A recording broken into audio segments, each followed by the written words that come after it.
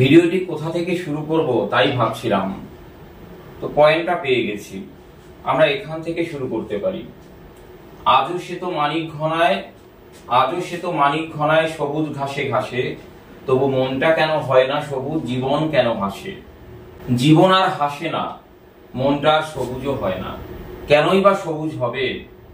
এখন কবির বয়স 85 বা 90 ইয়ার্স ওল্ড, হয় 85 অথবা 90 বছর। এই বয়সের একটা হিউজ ভার এবং তার সাথে আছে আনকাউন্টেবল মেমোরিজ। এবং সেই স্মৃতিগুলো যে সুখের হবে এমনটা তো নয়, কারণ যত বয়স বাড়তে থাকবে 80, 90, তত মানুষ দুঃখের সাথে পরিচিত হবে, অনেক আপনজন মারা যাবে। এটাই ফ্যাক্ট, এটাই প্র্যাকটিক্যাল। তো আজও সে তো মানিক ঘনায় সবুজ ঘাসে ঘাসে, তবু মনটা কেন হয় না সবুজ, জীবন কেন হাসে। তো জীবন আর ওই বয়সে হাসবে না।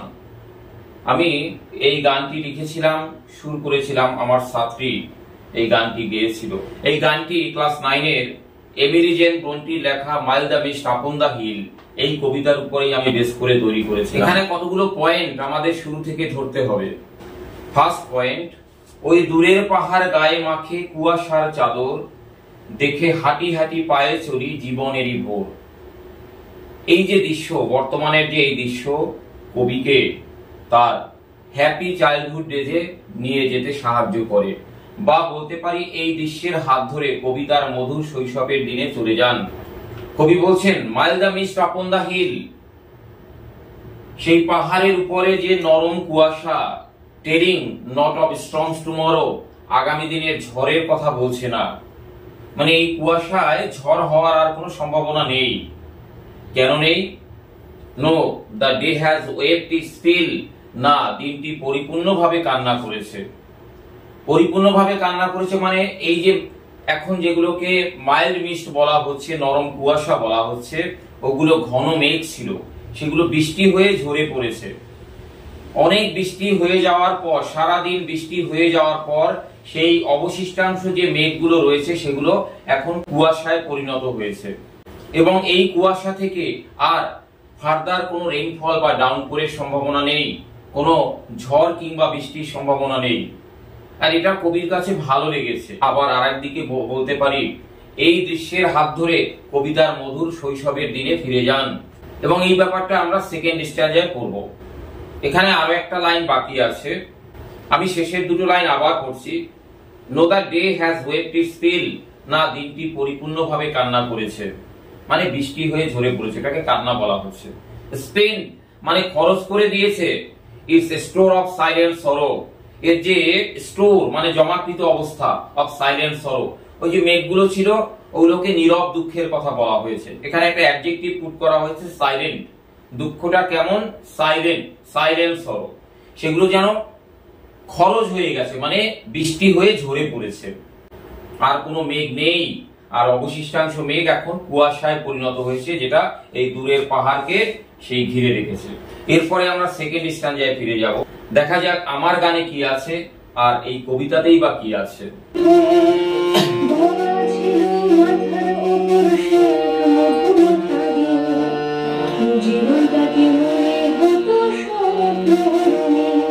ওই বাবা ছিল মাথার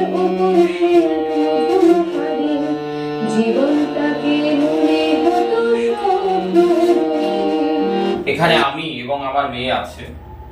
তো আমার মেয়ের বয়স যখন 85 বা 90 এরকম যদি বয়সেও যায়, এবং এটা অ্যাবসলিউট ট্রুথ, আমি সেই দিনে বেঁচে থাকবো না, এর অনেক আগেই আমি মারা যাব। তো আমি আমার মেয়ের ভাষ্যে, মেয়ের কথায় লিখেছি, ওই বাবা ছিল মাথার উপর, সে এক মধুমাখা দিন, জীবনটাকে মনে হতো স্বপ্ন রঙিন। ওই বাবা ছিল মাথার উপর, সে এক মধুমাখা দিন, জীবনটাকে মনে হতো স্বপ্ন রঙিন। আমার মেয়ে, তার যখন 80 বা 85 বা এই ওল্ড এজে, আমার মেয়ে ওল্ড এজে চলে যাবে, তখন আমার কথা আমার মেয়ে এভাবে স্মরণ করবে।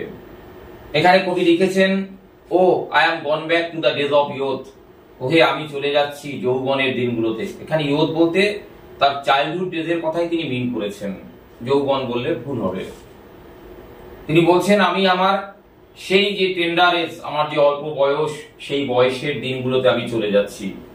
I am child once more, আমি আরো একবার শিশু হয়ে উঠি। এই দিনগুলোর কথা কল্পনা করবে। তো এই যে নীল পাহাড়, এই যে দূরের পাহাড়, এই দৃশ্যের হাত ধরে কবিতার অতীত দিনে ফিরে চলে যাচ্ছেন। এই ধরো কবি, তিনি তার বাবার কথা মনে করছেন, যে বাবা ছিল মাথার উপর, সে এক মধুমাখা দিন, জীবনটাকে মনে হতো স্বপ্ন রঙিন। তো এখানে বলা হচ্ছে, I am a child once more, আমি আরো একবার শিশু হয়ে উঠি, মানে কল্পনায় শিশু হয়ে উঠি। And neath my father sheltering roof and near the old hall door. এই নিথ মানে হচ্ছে বিনিথ, মানে আই ডিসকভার মাইসেলফ, আমি নিজেকে আবিষ্কার করি। Beneath my father sheltering roof, আমার বাবার যে আশ্রয়যুক্ত যে ছাদ, বাবা আমার কাছে একটা ছাদ তুল্য ছিল, ঘরের ছাদ স্বরূপ, এবং সেটা একটা মধুর আশ্রয় ছিল, পরম শান্তির আশ্রয় ছিল। না ছিল আমার কোনো চিন্তা, না ছিল উৎকণ্ঠা। আমি বাবার সংস্পর্শে, বাবার আদরে, বাবার স্নেহে আমি বড় হয়ে উঠছিলাম সেই দিনগুলোতে, এবং সেখানে আমার কোনো চিন্তা ছিল না। কবি লিখেছেন, and neath my father sheltering roof, নিথ মানে হচ্ছে বিনিথ, মানে নিচে, বাবার যে শেল্টারিং রুফ তার নিচে, আশ্রয়যুক্ত ছাদের নিচে, and near the old hall door, মানে আমি আবিষ্কার করি সেই যে আমাদের পুরানো যে হল ডোর আছে, সেখানেও আমি নিজেকে দেখতে পাই, এবং এই দেখতে যে পাচ্ছি এখন, এটা আমাকে হেল্প করছে এই আজকের এই দৃশ্য, সেই দূরের পাহাড়, যে পাহাড়কে কুয়াশা ঘিরে ধরেছে। এই দৃশ্যটি হয়তো আমার ওই শৈশবের দিনেও আমি দেখেছিলাম। তো এই আজকের দিনের এই দৃশ্য আমাকে এই অতীতে ফিরে যেতে সাহায্য করে বা সাহায্য করেছে। কবি ওখান থেকে আবার বর্তমানে ফিরে আসেন। তিনি বলছেন, I watch this cloud evening fall, আমি দেখতে পাচ্ছি সেই মেঘাচ্ছন্ন সন্ধ্যা, সেটা নেমে আসছে। After a day of rain, একটা দিনের বৃষ্টির পরে।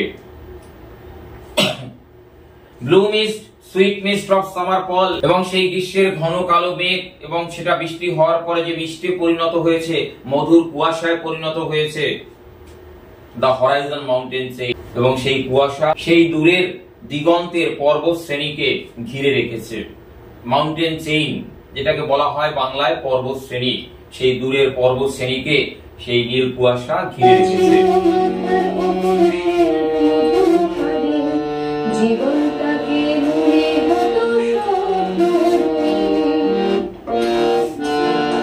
জীবনটাকে মনে হতো স্বপ্ন রঙিন।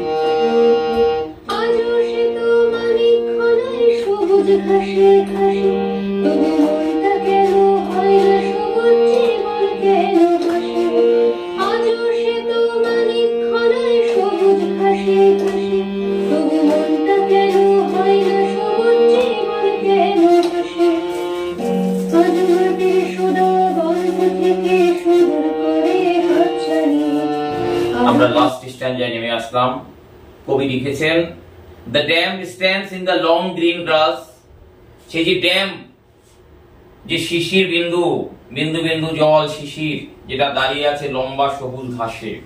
এই যে শিশির বিন্দু, তখন এই শিশির বিন্দুকে আমি কত ভাবেই না আখ্যা দিয়েছি, বলেছি মানিক, যেমন শিশির কণায় মানিক ঘনায় দুর্বাদলে দ্বীপ জলে।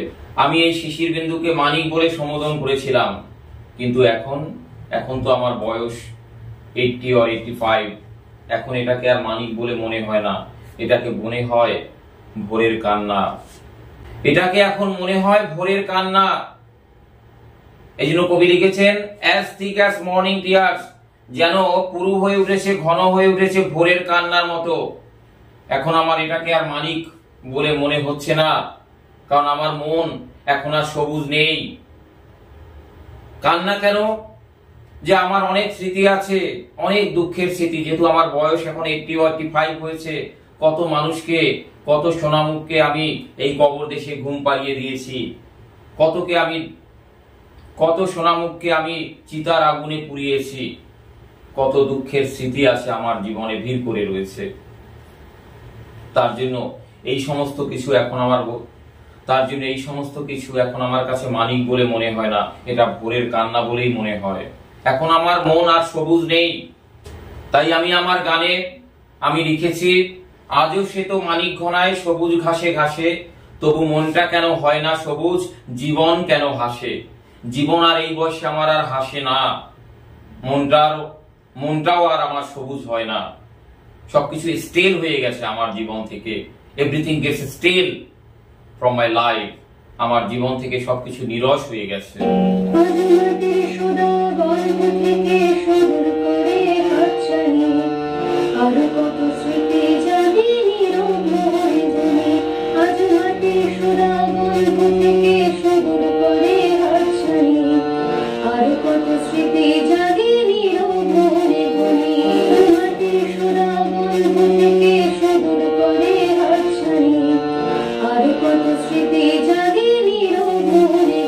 আজ মাটির সোদা গন্ধ থেকে সুদূর করে হাতছানি, আরো কত স্মৃতি জাগে নীরব মনে কোনি।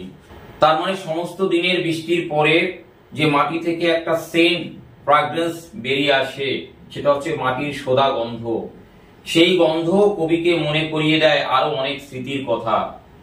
এবং সেটা সবসময় যে সুখের স্মৃতি হবে এমনটা তো নয়, অনেক দুঃখের স্মৃতিও তার মধ্যে থাকে। কবি লিখেছেন, and dreamy scents of fragrance pass, that breathe of other years, that breathe মানে তো শ্বাস প্রশ্বাস। এখানে breathe মানে শ্বাস প্রশ্বাস নেওয়া নয়, এখানে breathe মানে হচ্ছে makes me remember। মানে this scents, this fragrance makes me remember, আমাকে বাধ্য করে স্মরণ করতে, of other years। years মানেও এখানে বছর নয়, other memories মানে many uncountable memories, অনেক অগণিত স্মৃতি। এই যে মাটির সোদা গন্ধ উঠে আসে, সেটা থেকে আমি অনেক অগণিত স্মৃতি সেটাও আমি মনে করতে পারি, এবং সেগুলো অনেক দুঃখের স্মৃতি কিংবা সুখেরও স্মৃতি হতে পারে। কত যে স্মৃতি ভিড় করে আসে, যদি সেগুলো দুঃখের স্মৃতি হয় আমার চোখ ভিজে আসে কান্নায়, এবং আমি সেটা স্পষ্ট দেখতে পাই না যে সেই সংখ্যাগুলো কত। একটা স্মৃতি না, দুটো না, তিনটে না, হাজারটা। আমি সেই স্মৃতিগুলো গুনতে পারি না, গুনতে ব্যর্থ হই। চোখের জলে সেই সংখ্যাটা আমার কাছে এক্সাক্ট ধরা পড়ে না। ঠিক এভাবেই আমাদের শেষের দুটো লাইনের অর্থ বুঝে নিতে হবে। আশা করি তোমাদের আজকের আলোচনা ভালো লেগেছে। যদি ভালো লাগে আমাকে সাপোর্ট করবে, আমার পাশে থাকবে, আমিও তোমাদেরকে কিছু দিতে পারবো। কারণ একটা কথা আছে, সকলের তরে সকলে আমরা, প্রত্যেকে আমরা পরের তরে। এভাবে আমাদের মিউচুয়াল রেসপেক্ট এবং আন্ডারস্ট্যান্ডিং এর মাধ্যমে সামনের দিকে আমরা অনেকটা পথ যেতে পারবো। ইতিমধ্যে তোমরা অনেকেই সাবস্ক্রাইব করেছো চ্যানেলটি, সবাইকে অসংখ্য ধন্যবাদ জানাচ্ছি আমার মন থেকে। এবং যারা এখনো করোনি তাদেরকেও ধন্যবাদ জানাচ্ছি। ভিডিও দেখো, ভালো লাগলে অবশ্যই লাইক, কমেন্ট এবং শেয়ার করো, এবং অবশ্যই পরবর্তী ভিডিওগুলো দেখার জন্য চ্যানেলটি সাবস্ক্রাইব করে রাখবে। সবাইকে ধন্যবাদ জানিয়ে এখানেই আজকের আলোচনা শেষ করছি।